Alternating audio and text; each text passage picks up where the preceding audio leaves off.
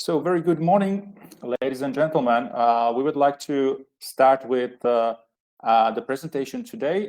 Today, webinar number 36 is focused on post-investment life with investors. So what you can expect after the first investment and how is life with investor. I will start with a short presentation of NGI initiative and Project Tetra, and then we'll go through the presentation of Andrei.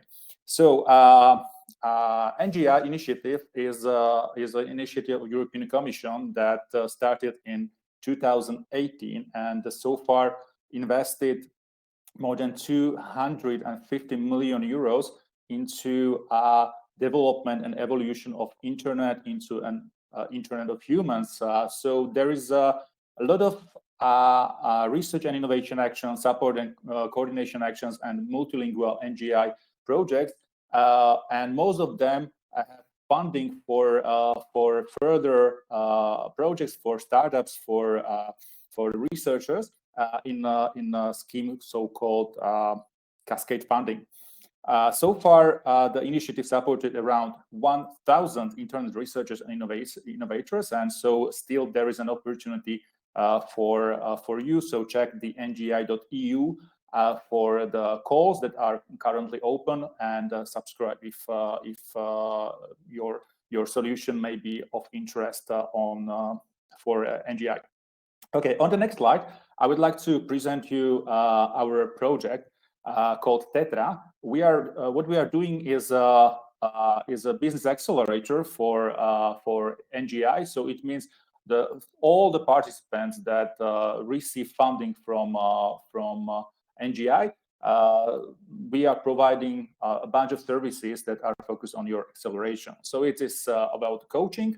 We are organizing boot camps and webinars, and we are also organizing so-called individual mentoring for selected participants, where you can get really experts in your domain in order to help you with development of your business. And also, we are trying to build the networking between you and the relevant networks like digital innovation hubs, investors, or even corporations. On the next slide, I would like to show you a couple of events that we are still organizing. On the left-hand side, there are public webinars. There are 3 in a pipeline. In February still, there will be one on the basics of GDPR for the IT development. Then we will focus on the customer journey mapping on the 2nd of March. And on the 9th of March, there will be like a follow-up webinar for more experienced participants focused again on the GDPR. And for those that receive the funding from the NGI, so we call them NGI beneficiaries, we are opening a so-called public funding masterclass. We'd like to present you a specific topics, programs, and initiatives that you can use for further development of your product. So this is for introduction, and I would like to welcome Andrei Petrus, who is investment manager from Zaka Startups, and he has a long experience in funding the startups and also in the IT and internet technology. So Andrei, if you can start your presentation and tell us how it's really live with an investor after the first investment is on board. Thank you. Okay, thank you for the intro, Ivan, and good morning, everyone. So today, what we will cover is the post-investment life with an investor on board, whether that is an angel investor or a more standardized VC investor. We will also cover the differences here. And as an introduction, so I'm Andrei. I'm based in Prague, and I'm currently working as investment manager for Zaka Ventures. We are a early stage venture capital fund, which is private, and we do pre-seed and seed investments and help them operationally also to get to the scale and to the next fundraising rounds.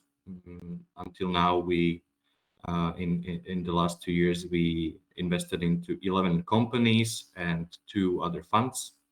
And before this job at Zaka VC, I was doing M&A and strategy consulting for PwC in Prague, and also some venture building in a venture building studio, CAI in Prague.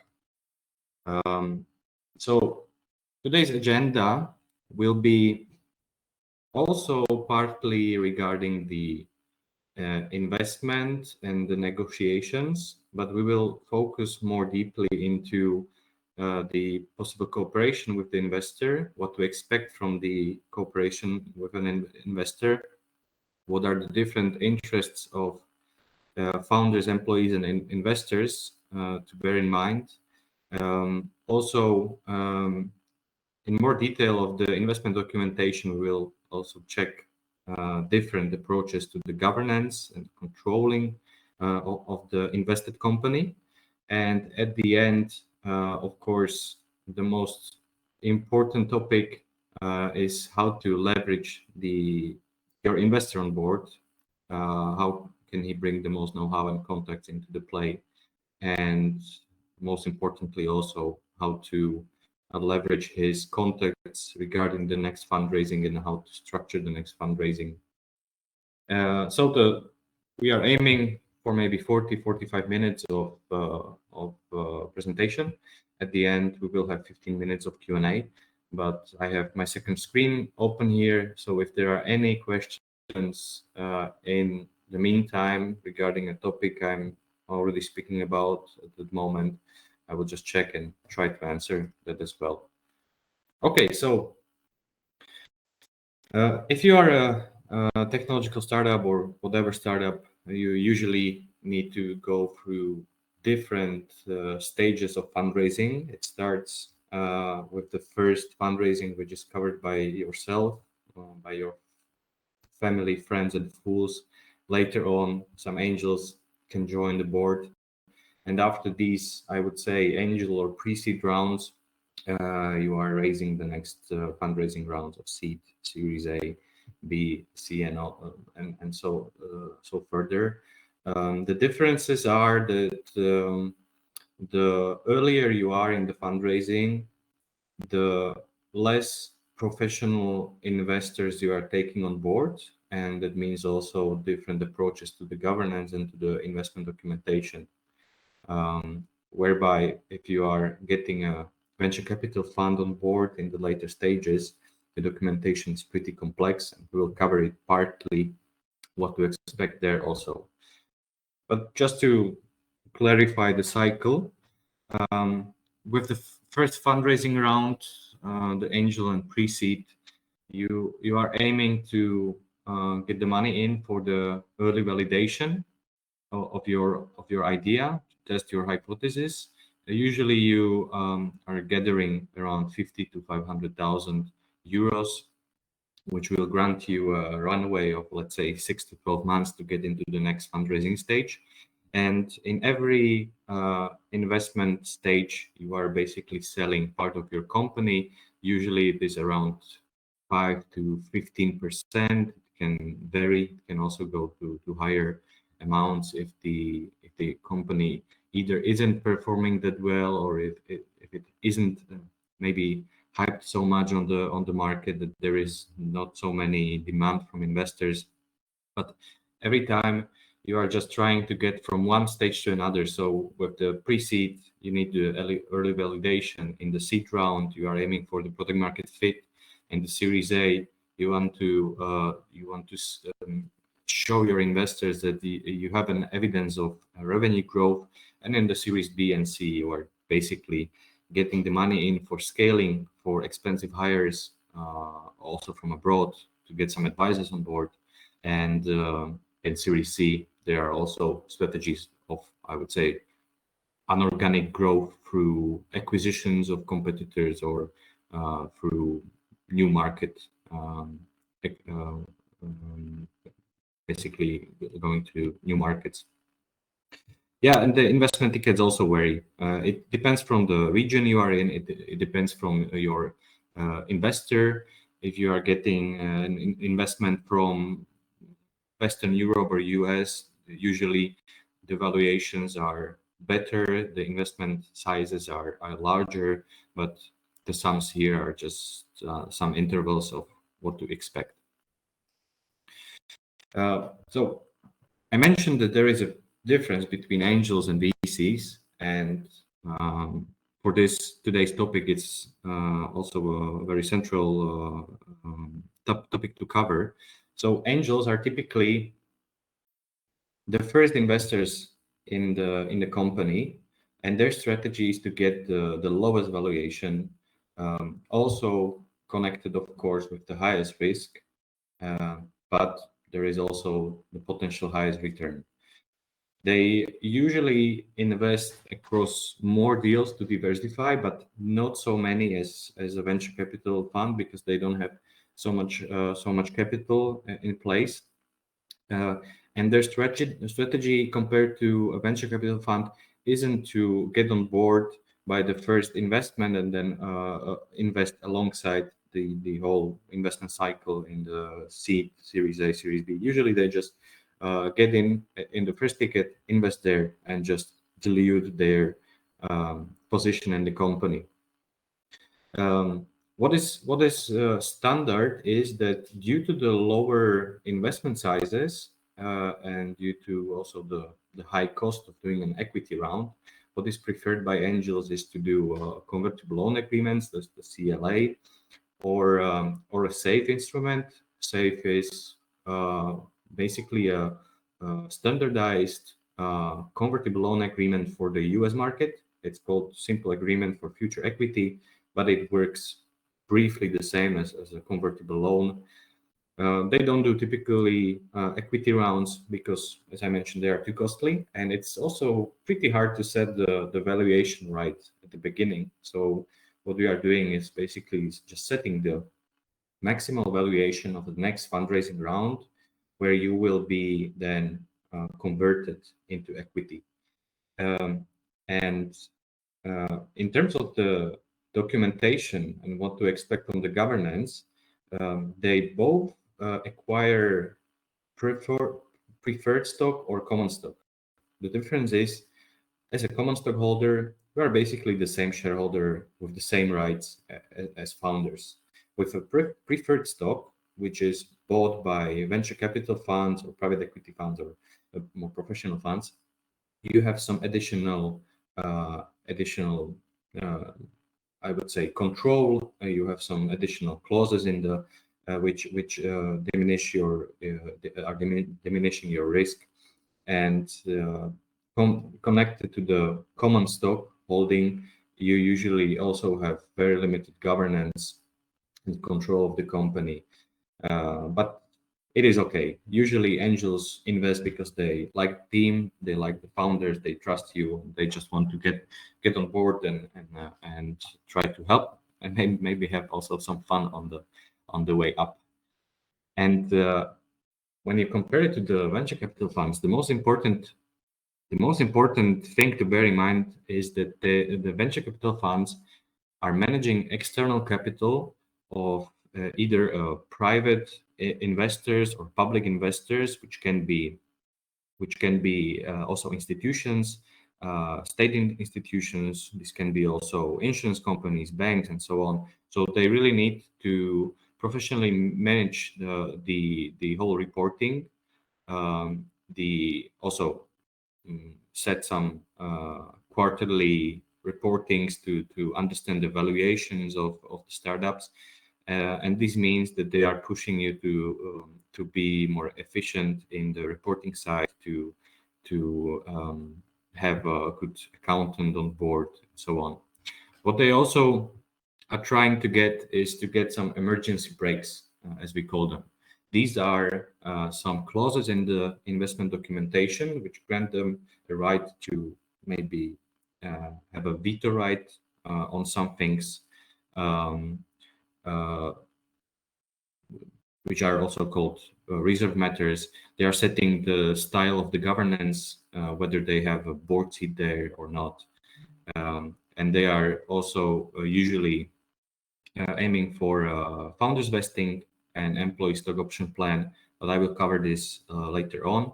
And with the higher investment, with the later stages you are in, you are typically going for an equity round. That means that you are not granting the startup a debt, which will be in later stages somehow converted into equity, but you are directly buying equity.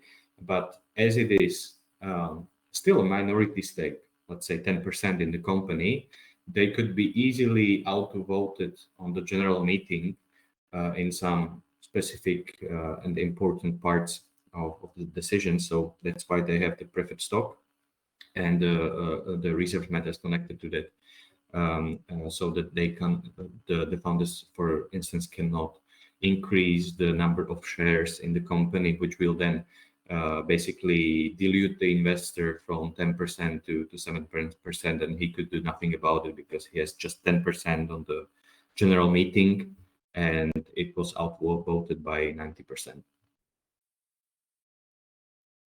And just to briefly also touch on the difference between equity rounds and convertible rounds. So as I mentioned, convertibles are faster because you don't need to negotiate any valuation. You are just negotiating the future maximum valuation at which you will convert.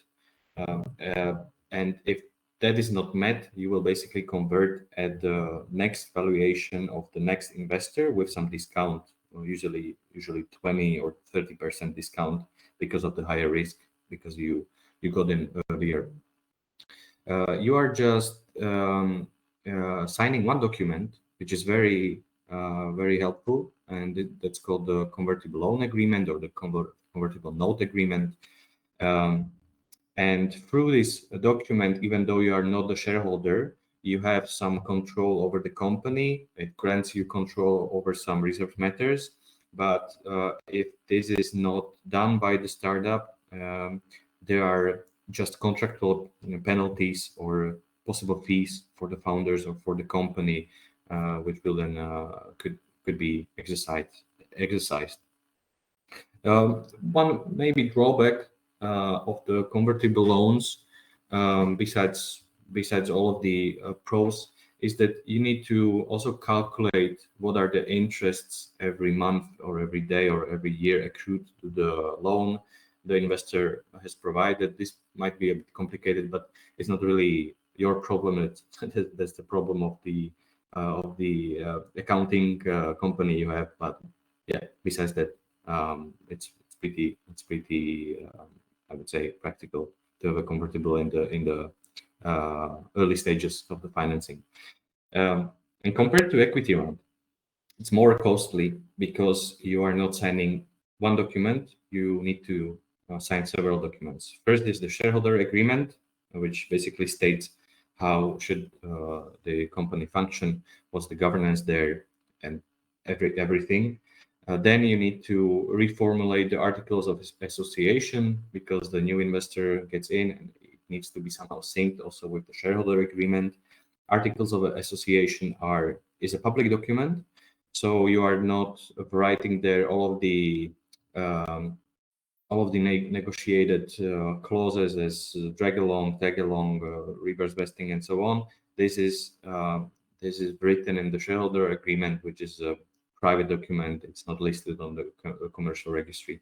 Then you also need to approve the investment of the new investor at general meeting, and you need to somehow register it in the commercial registry. There needs to be an agreement on the current valuation of the round. Yeah, and it is more costly. I would say a typical investment we are doing equity investment, it costs around 10 to 20,000 euros, also together with the due diligence. So if you are investing 200,000 into a company, you of course are not aiming for an equity round because 10% of the ticket or 5% of the ticket is just legal fees, which is not really feasible. So if you are finding an investor, maybe before I cover this, one important topic which is often not really managed well by founders is that you really need a couple of months to finish the fundraising. And by a couple of months, I mean something around 4 to 6 months, because you need to contact the investor. You need to basically just, distribute all of the information to them so that they can decide on the investment committee if it's even interesting for them. If they decide on the investment committee, which usually happens 2 times per month, 1 time per month, 1 time per week, depends uh, from the VC fund. Then they are preparing a term sheet, which can take maybe 1 or 2 weeks.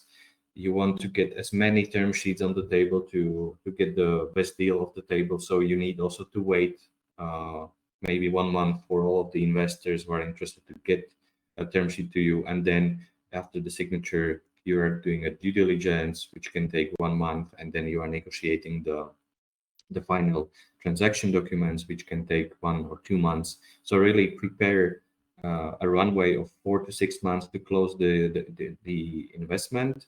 And if you are aiming to close it in I would say in June, July, August, it's a very complicated time, because during the summer, of course, the work frequency isn't so well also in this venture capital sector. So bear that in mind. But what do you want to find is the right fit for you, which is basically also smart money. There is a lot of capital on the market, but capital alone won't help you so much. You need to find someone who has also the industry know-how, who knows the competition or some trends in the industry. A bigger VC firm also provide you or can provide you with some additional external help. For instance, as external PR agency who can work with you regarding the news about the fundraising, about next fundraising round, the partnerships you've closed, and so on. And some also provide very good financial, legal, and accounting support or know-how, because it's for every founder, building the startup from scratch is operationally very new.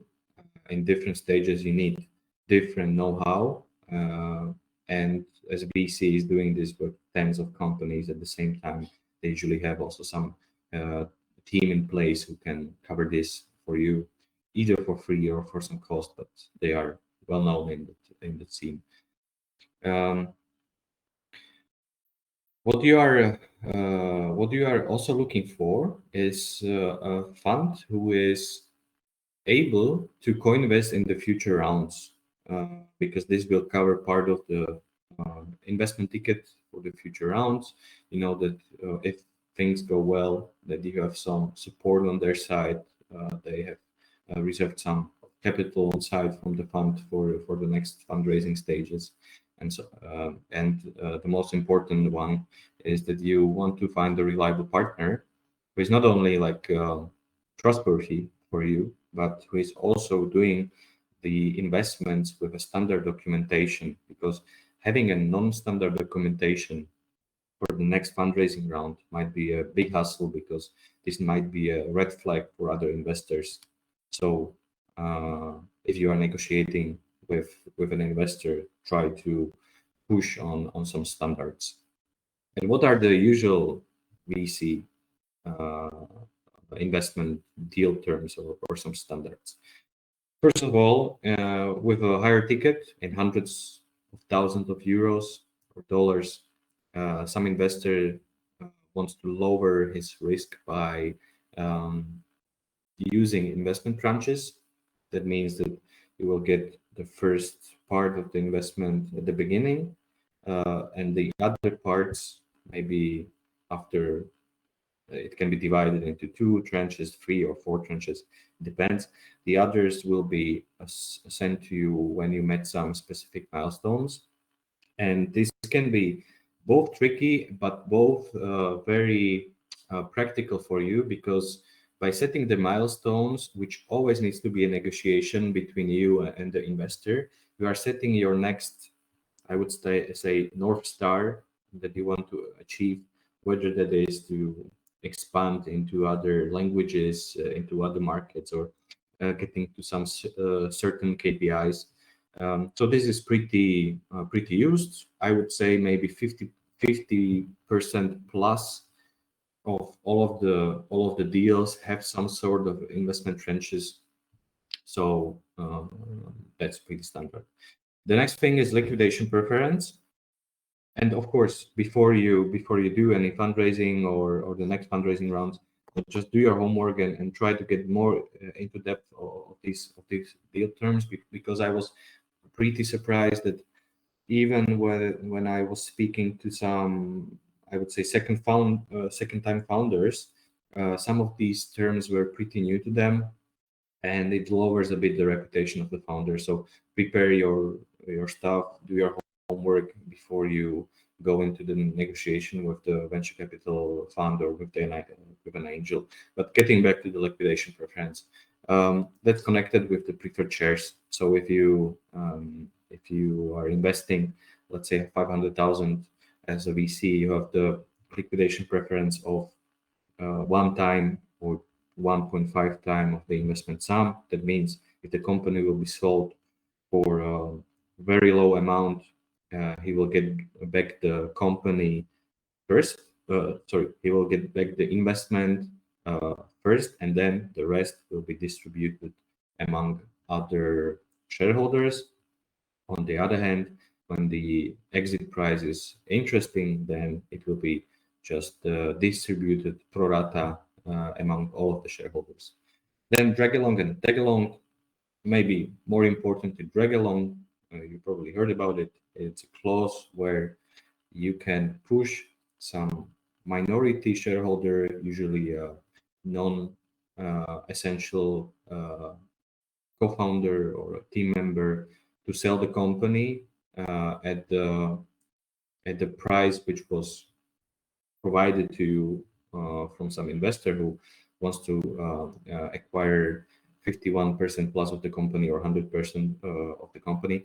It is very important to have the drag along right between you, all the shareholders, because you don't want to get into a position where everybody is on board that he wants to sell the company, both the founders, the investors, but there is one shareholder with 2%, 3% stake who just says, no, guys, I'm not selling for this amount.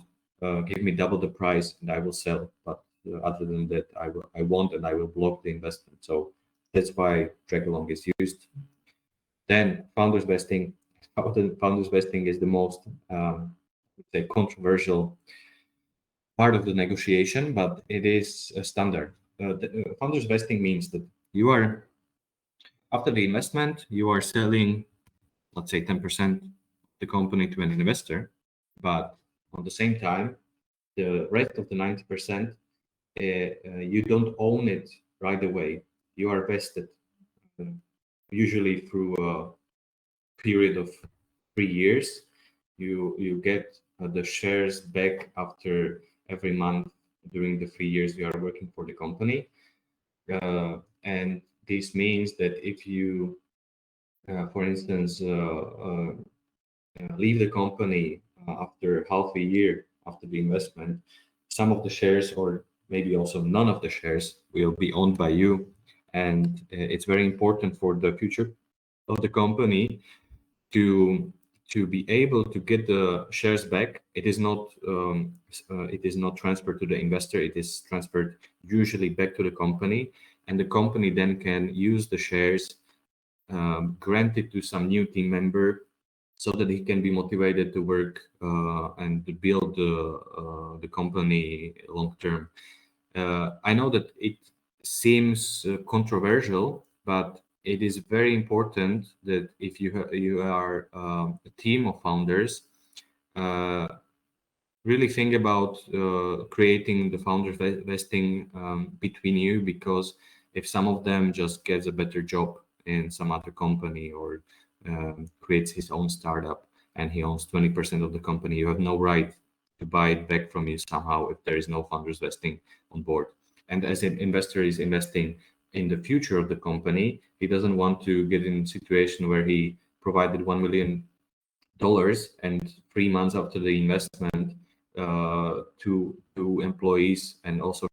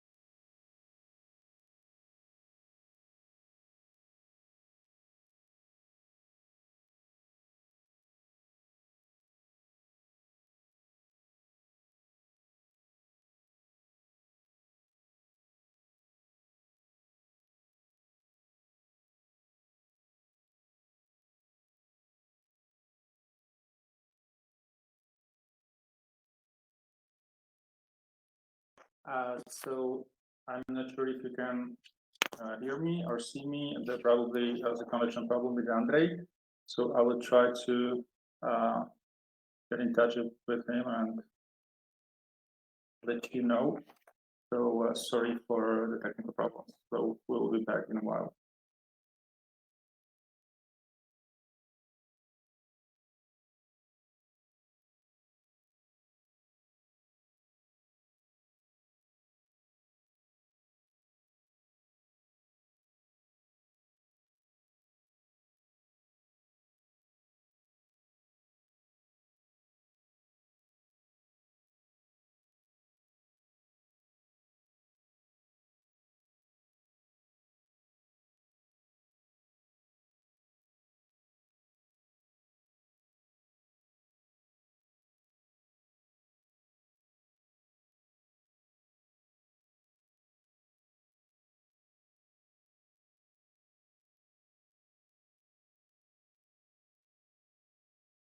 some connection issues. Yeah, so we can hear you and see you now. Okay. Yeah, we lost you in the founders vesting. Okay. Good. So I will share the screen. Go back into the presentation. Good. Okay. Founders vesting. Just briefly. As if you don't have it, there is a risk that that some shareholder will directly after the investment leave the company, and you are unable to get the shares to the company back and redistribute it to some new members or new employees. So it's very important that you have it in the shareholders agreement somehow. But let's go to the most important stuff, and that's basically the research matters, governance, board seats, and reporting. So the typical research matters. As an investor, you are owning 10% of the company, so you don't have really right to decide on the general meeting of the most important stuff. That's why you have research matters stated in the shareholders agreement, which will grant you some veto rights over some important stuff, which is both questions for the general meeting and both some operational things. So just stating the most important ones. The general meeting without your approval cannot change the nature of preferred stock. Most importantly, the general meeting or other shareholders cannot, without your approval, issue new stock or change the number of shares, which will then basically dilute all of the investors. And this is a way how to decrease the investment or the equity size of the investment of the investor in the company. You cannot issue any debt without the approval of an investor, and all of the discussions regarding exit, the sale of the company, the dividend distribution, and also the sale of intellectual property needs to be decided both by the founders and by the investor, because yeah, that's the most important one. The more operative stuff, which is covered by reserve matters, is also approval of the business plan or the financial plan. So you approve it, let's say once per year, or you can approve every new change, let's say every month or every quarter in the business plan. And if there is some transaction which is way over the budget, it needs to be approved by the investor. Usually there is a buffer of 20,000 euros or 80 or 50,000 euros over the business or over the financial plan, which needs to be approved also by the investor. And this can be not only some capital expenditure, but it can be also hiring a very expensive new hire or external advisor. And how you control the reserve matters? There are three different approaches. You can either have a board seat in the management as an investor, or you can have a board seat in the supervisory board, or you can have a board seat in the advisory or some virtual board.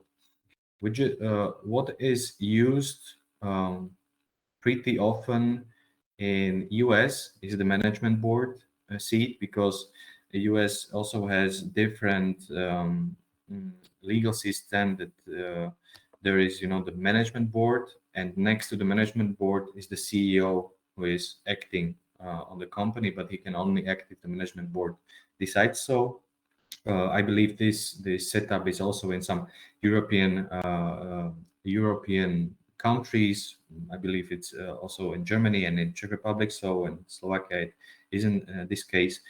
But what we see typically in Europe is that you are managing the reserve matters through a board seat in the supervisory board or in the advisory board. And the reason behind this is that if you are not a part of the board, you need to then act on the reserve matters on the general meeting, and that's very costly. Takes a lot of time because the general meeting needs to be organized, let's say 30 days before it happens. Everybody needs to get a letter that it will happen, where it will happen. It sometimes also needs to be signed in a notary office or with some notary in place. So that's why you are aiming for a supervisory or advisory governance, because this can be more operational. It doesn't need to be, somehow, managed 30 days before, but you can just also decide maybe via WhatsApp groups, as we sometimes do.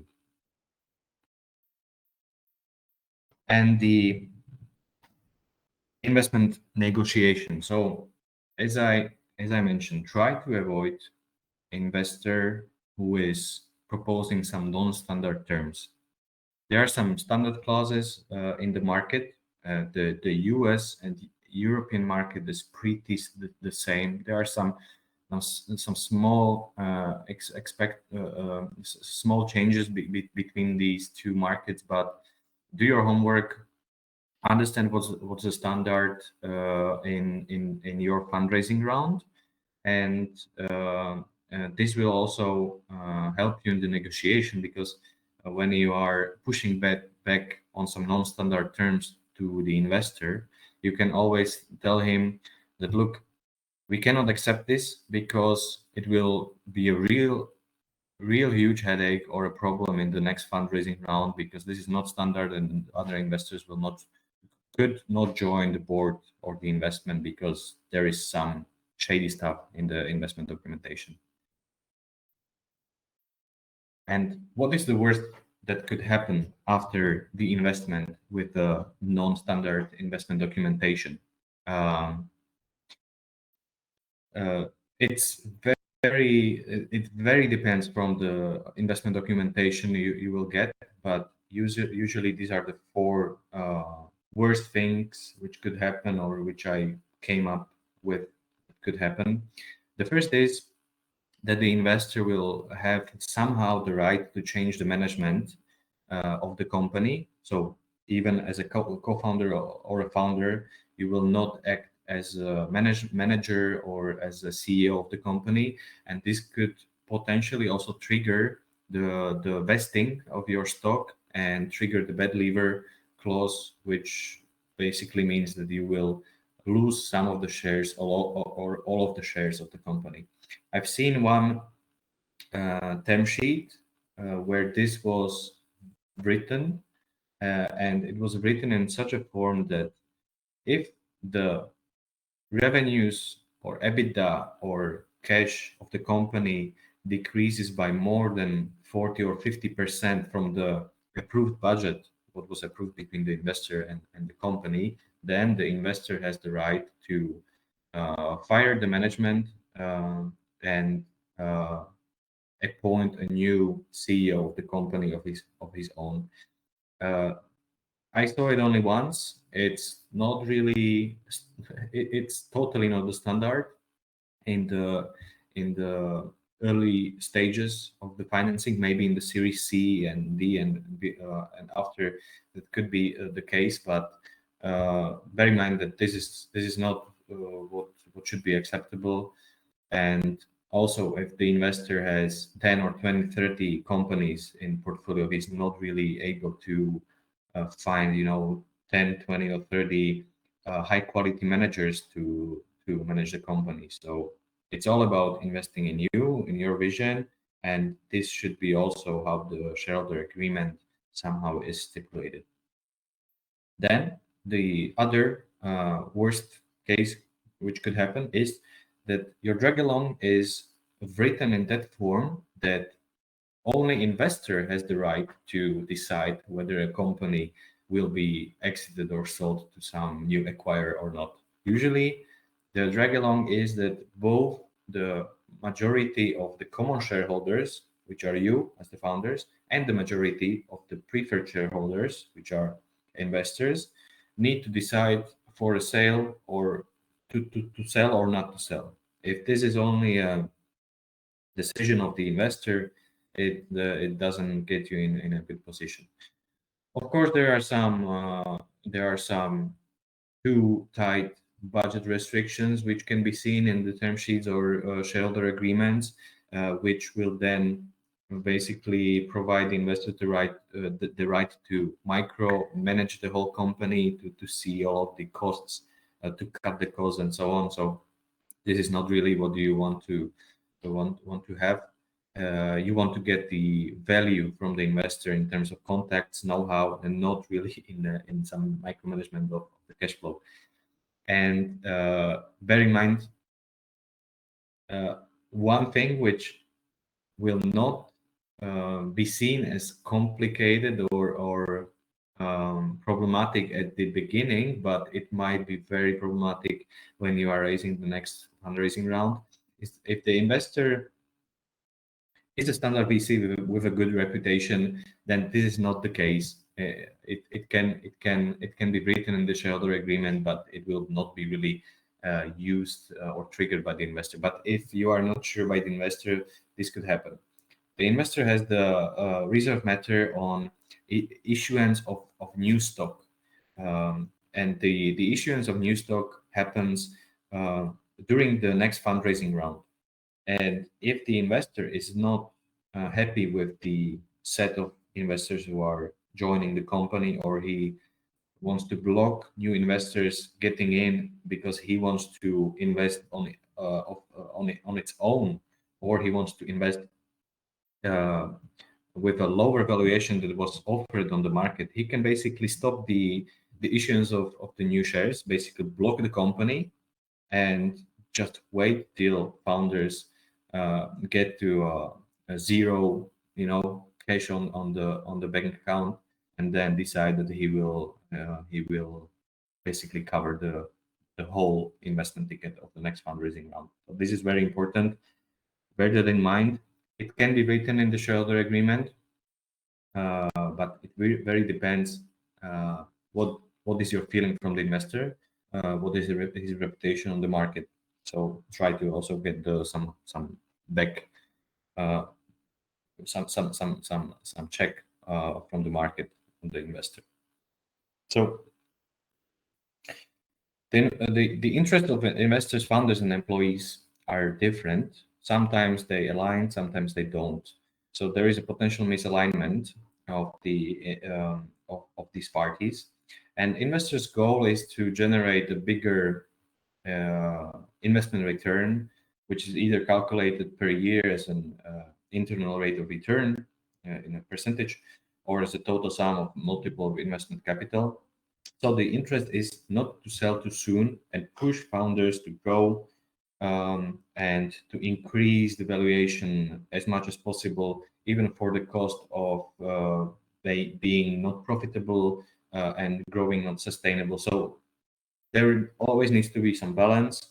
And this is, you might be read or heard stories about some US startups who were just pushed too much to grow, and it didn't end well. So sustainable growth is very important, and yeah, bear that in mind that the interest of the investor is really to increase the valuation as much as possible and then to exit the company. On the other hand, the interest of founders might be also aligned with the interest of VCs, that they want to sell at a higher price. But usually, as the founders are only getting wages and maybe some stock options, and they didn't get any capital from the investment because they didn't sell their shares as secondaries, they are often incentivized to sell earlier because they see some potential exit in hundreds of thousands, but not in millions as VCs do. And the third party are the employees, and they are maximizing for the wages. They are maximizing for the reputation of their job, the potential what they will learn there, and how you can align them long term with the vision of VCs and founders and the company is to create employee stock option plan, which will grant them some stock in the company, which will be also vested by the time. So if they leave after 2 months after they got some ESOP, they will just get some small portion of the stock provided to them. So this is really a good, I would say, tool how to incentivize or to align the interest of the parties. And if you are having a venture capital fund on the board, you need to be you need to expect that there are some reporting expectations. And how do you work together with a VC? So usually you are having a call once per month or once per 2 weeks, or once per week, depends from your needs and also from the capacity of the VC. Some operationally focused VCs tend to offer also more frequent calls, and they can provide you with some external help of legal, PR, accounting, hiring, and other operations people. And the usual setup with the reporting is that you are sending a report once per month in some written form, which need to be cover. It needs to cover both qualitative and also quantitative data.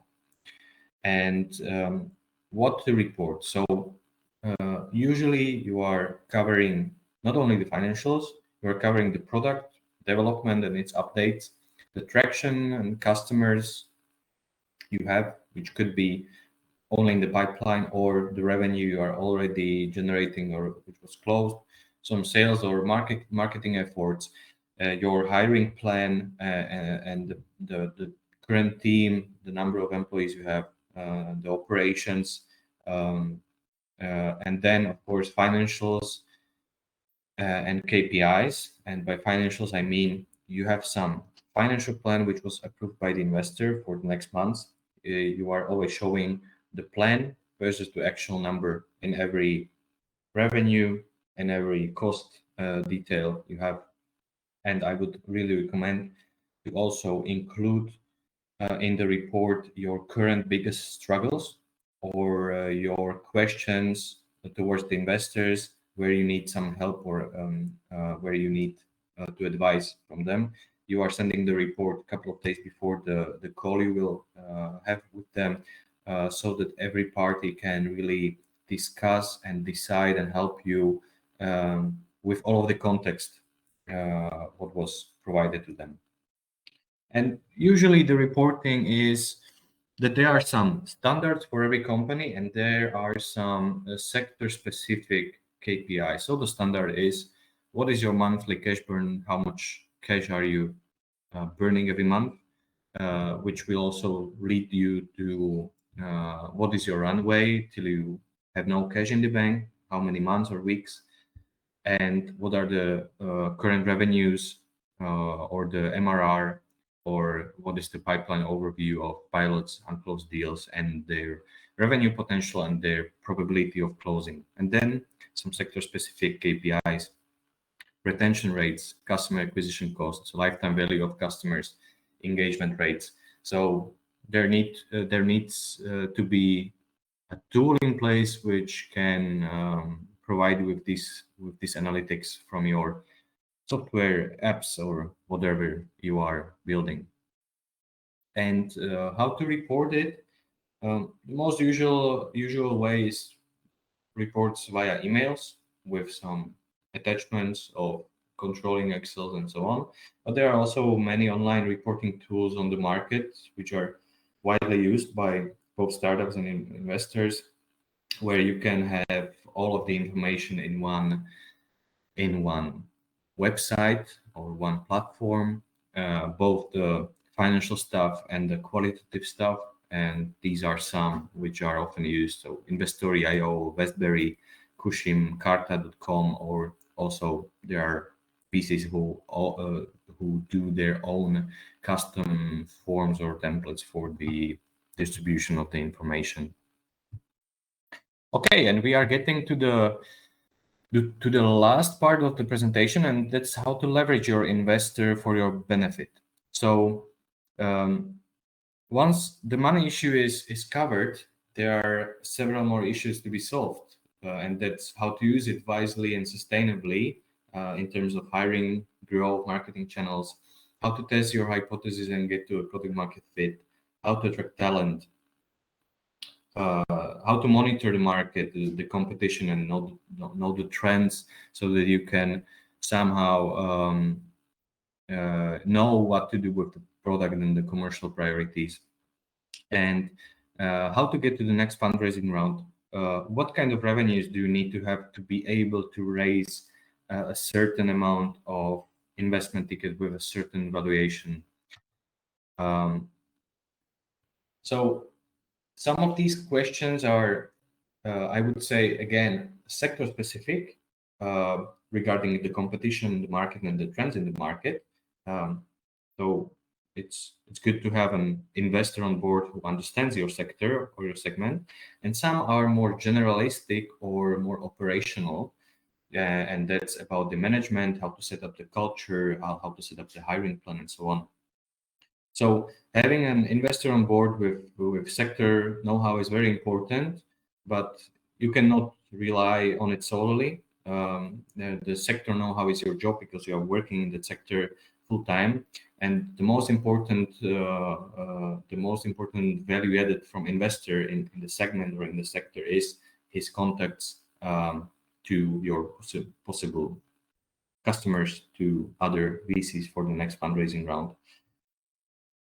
And my recommendation here is that when you are planning to do a fundraising of hundreds of thousands of dollars and above, so let's say a larger pre-seed or a seed round and Series A, try to mix a couple of investors together in the same round and try to combine a couple of VCs with a couple of smaller angels with smaller tickets, because even a smaller angel with a ticket of 20,000 euro in the investment can give you a lot of value added, a lot of value through his contacts or know-how, which is just you cannot really compare it to the value of the money he's providing. And the more investors you have on board, the more contacts you will also get from them, the more potential help. So the usual setup with such investment scheme is that there is one lead investor who basically covered, let's say, 50% of the whole investment sum, and there are co-investors who can be VCs and other angels with smaller ticket, and the lead investor is usually controlling the governance and reserve matters of the company via his board seat, and he's also representing the other co-investors' interests. But you are in touch. Well, all of the investors are in touch with the company, but the reserve matters are only covered or solved with the lead investor. And the biggest helping hand of an investor is, of course, the next fundraising, because we do valuations and calculations of valuations a lot. So we can derive to the base case, best case, and worst case valuation scenarios with different valuation methods, which can be then used as an argument base for negotiation with the future investors. We can help with the preparation of the documentation of the next investment round, and if the terms of the last investment were standard, there should be no problem for the due diligence process. And every investor has a broader network of some investor friends which whom he can share the information regarding the next fundraising round, because doing cold emailing is not very efficient. You always want to connect to the person you are trying to get to via some warm intro, and this is the way. And what is also happening a lot is back channel negotiations. So basically, the investors can help you via some back channels to understand if the next investor is aiming at a certain valuation, or if he's even thinking about investing, and he can get to such an information faster than you, and it will make your whole life with the fundraising much more efficient. Good. So we are at the end. I think it was a bit longer than I expected, but I'm happy to stay and answer any questions you might have.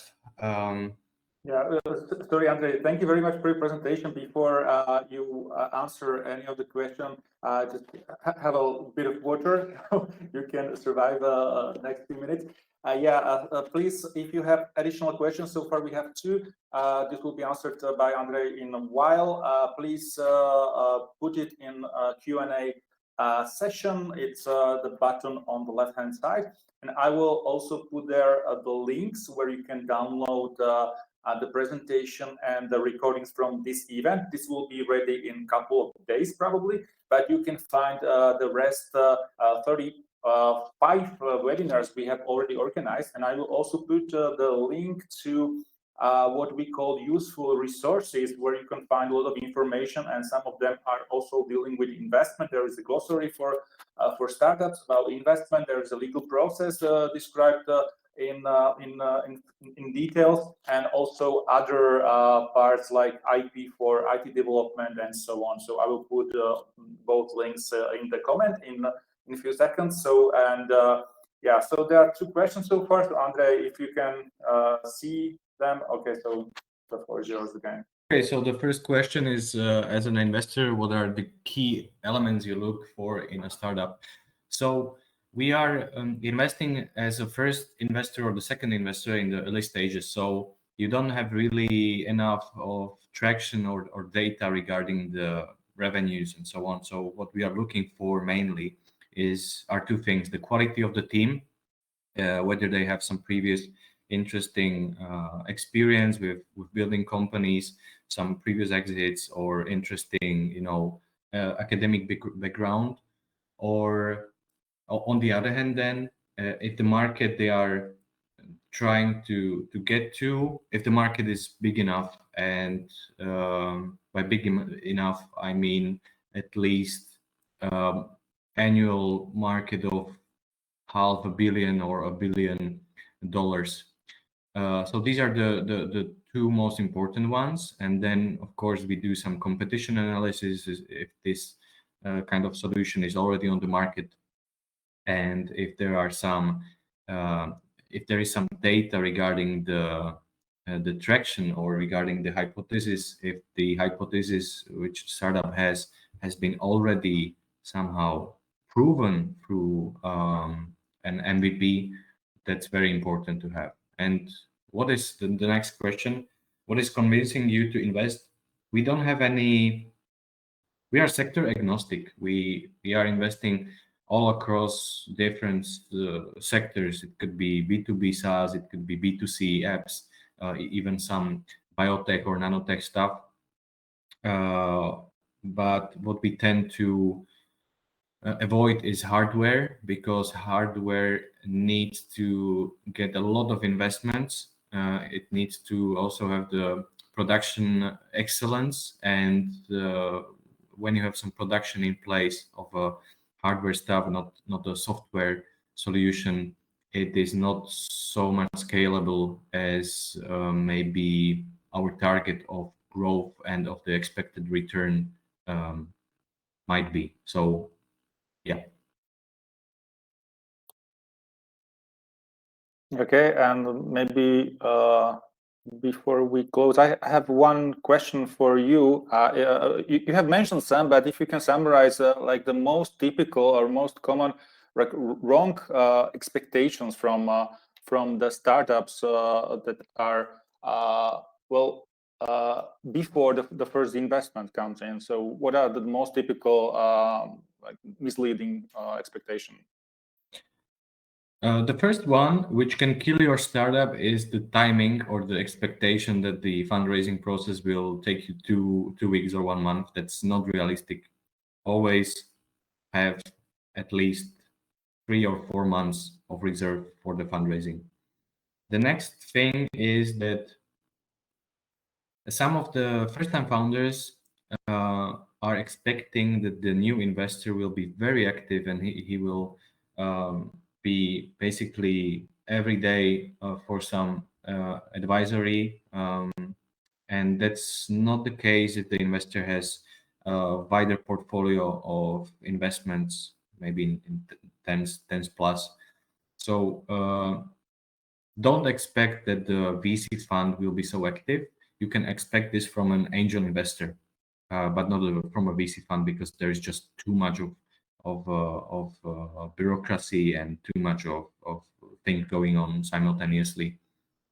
So these are the two, and my recommendation also would be then two things. First, do your homework and understand the investment standards in the documents, and try to